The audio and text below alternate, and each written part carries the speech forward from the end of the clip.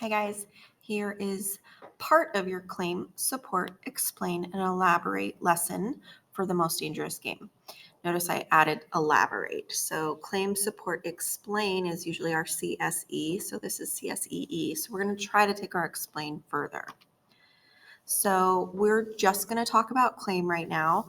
So remember, your claim is always answering a prompt or a question. So I will give you a question or a prompt and you will answer that. Okay, it's a statement.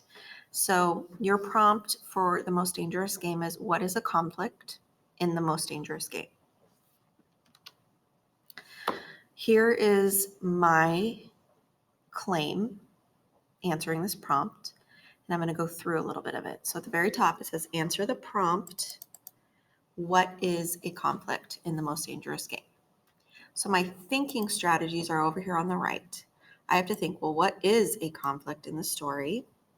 Okay. I have to think of a problem that's happening in the story. Then I need to think about, well, who's struggling? Who's having the problem? Okay, what character?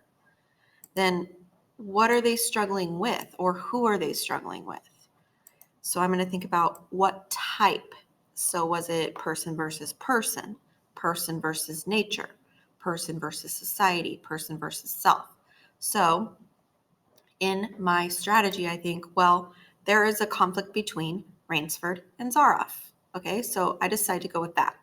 Who's struggling? Rainsford and Zaroff.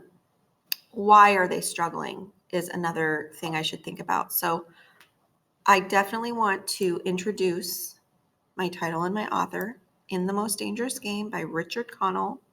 The conflict is, because that's answering my prompt, the conflict is between Rainsford and General Zaroff. Those are the main characters.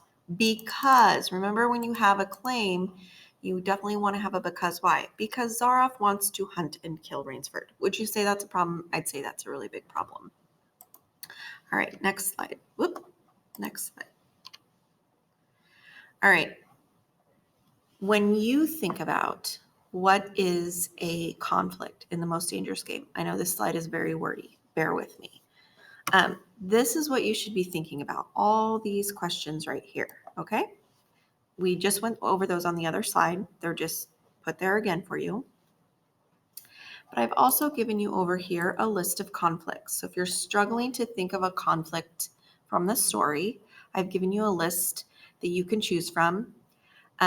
You can choose from this list. You can choose one and then reword it, or you can create your own. It's up to you.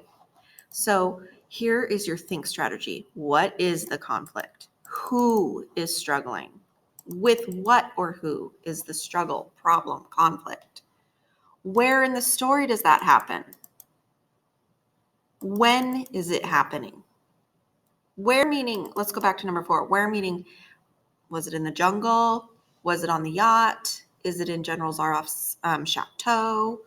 Where is it happening? And then when? Beginning, middle, end? What part of the story? And then what type is it?